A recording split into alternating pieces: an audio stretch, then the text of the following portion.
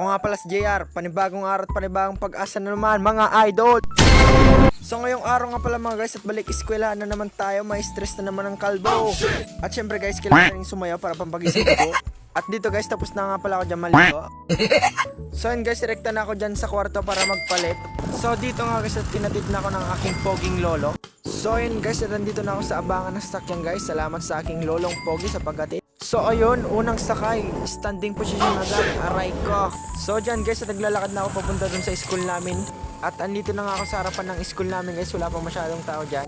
So yun, at pumasok na ako agad sa aming school. At ayan, pumunta muna ako sa building namin kasi na-miss ko yung building namin. So yun guys, at nandito na ako sa taas, wala pa masyadong tao dyan guys kasi maaga ako guys. So yun guys, at dumating na pala yung mga kaklase kong poging kalbo.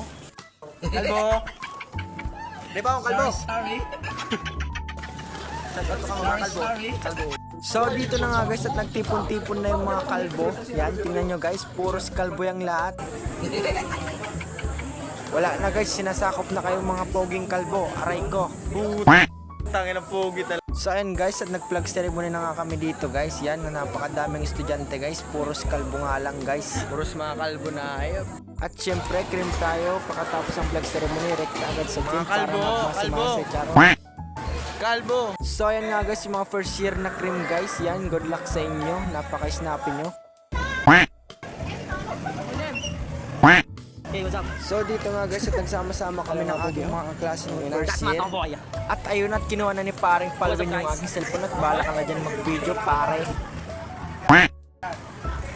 Ato, sa vlogger. Joel! Shout out! Yeah! At dito nga guys, at pauwi na kami dyan. Salamat nga para kay paring Barid sa pagpasakay sa akin. So yan guys, salamat sa iyong panonood sa vlog ni Uncle JR. At yan, pwede bang pasupport naman dyan guys. So let's go!